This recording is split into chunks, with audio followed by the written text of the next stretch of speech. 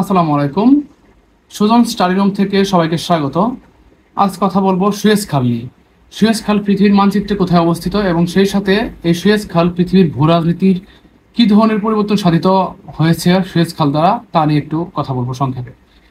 Suez খাল মূলত ভূমধ্যসাগর এবং লোহিত সাগরকে সংযুক্ত করেছে।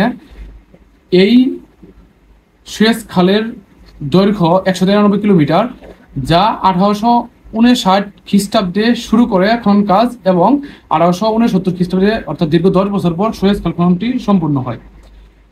এই সুয়েজ খাল খননের ফলে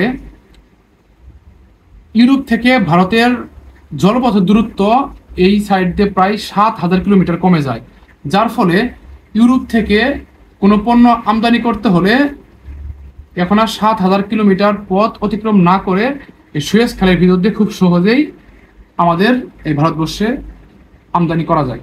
শুধু তাই নয়, রাশিয়া থেকে কোনো কিছু আমদানি করতে হলেও আমাদের পূর্বে সুয়েজ খালের পূর্বে এই 7,000 কিলোমিটার পথ অতিক্রম করতে হতো, যার ফলে যে কোনো পণ্যের আমদানি কস্ট বেড়ে যেত। সুতরাং এই সুয়েজ খাল সৃষ্টির পর থেকে আমাদের ভারতবর্ষে এর সুফল সবচেয়ে বেশি পেয়েছে বলতেই পারি। ধন্যবাদ সবাইকে, ধন্যবাদ। এরকম শর্টস ভিডিও পেতে আমাদের সঙ্গে থাকুন।